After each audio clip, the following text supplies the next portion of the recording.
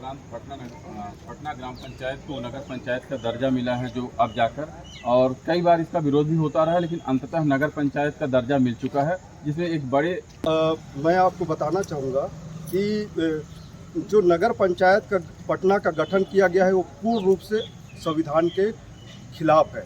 असंवैधानिक रूप से पंचायत का गठन किया गया है। इसमें आर्टिकल 243 यह कहता है कि 5वीं अनुसूची क्षेत्र में नगर पंचायत नगर पालिकाओं का गठन किसी प्रकार से नहीं किया जा सकता।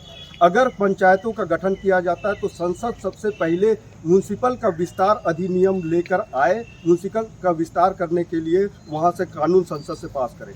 आज तक संसद से कोई कानून ही नहीं बनाया गया, तो किस प्रकार से किस संविधान के तहत में छत्तीसगढ़ सरकार नगर पंचायतों को बनाया जा रहा है। जैसे अभी जनकपुर को बना दिया गया, गौरेला पेंड्रा मरवाही को बना दिया गया, मानपुर मोहला को बना दिया गया, प्रेम नगर को पूर्व में बनाया गया। जितनी भी 5वीं अनुसूची क्षेत्र में नगर पंचायतें चल रही असंवैधानिक है। और अभी हम लोग इस बात को, जब इनका अधिसूचना जारी हुआ था तो इन्होंने दावा आपत्ति मांगा था, तो हम लोगों ने जो दावा आपत्ति 5 अक्टूबर को पिछले वर्ष दिया था, उन दावा आपत्तियों का निराकरण भी नहीं किया गया। बिना निराकरण के ही इन्होंने नगर पंचायत बना दिया। और ग्राम सभा का भी प्रस्ताव नहीं, जन सुनवाई नहीं की गई, ग्राम सभा से किसी प्रकार से प्रस्ताव नहीं दिया गया।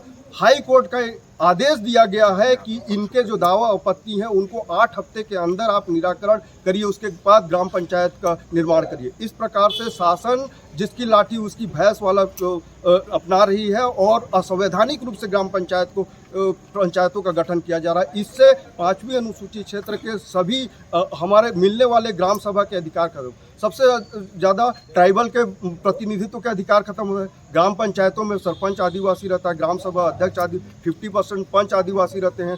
मनरेगा, जितने हमारे मनरेगा के कर्मचारी 1200 मनरेगा कर्मचारी, लगभग एक नगर पंचायत जो बनती है उसमें 1200 से 1500 मनरेगा कर्मचारी, उनके स्वरोजगार का हनन होता है। और उनके ऊपर जब आप एक तरफ से रोजगार मिटा रहे हैं और उधर से उनके ऊपर नगर पंचायतों का टैक्स भी बढ़ रहा है, नगर निवेश का भी टैक्स बढ़ रहा है। मकान बनाने के लिए इनको 3 जगह नगर निवेश, SDM कार्य, नगर पंचायत कार्यालय में टैक्स बढ़ाया जाएगा। उसमें आप जानते हैं कि कितनी परेशानियों का सामना, आदमी स्वतंत्र रूप से घर नहीं बना सकता है। इस तरीके से हमारे ग्राम वासियों को 70% जो जनता वहाँ पे गरीब जनता रहती है उसको इससे नगर पंचायत बनाने से बहुत नुकसान होने वाला है। इसलिए हम लोग इसका विरोध कर रहे हैं।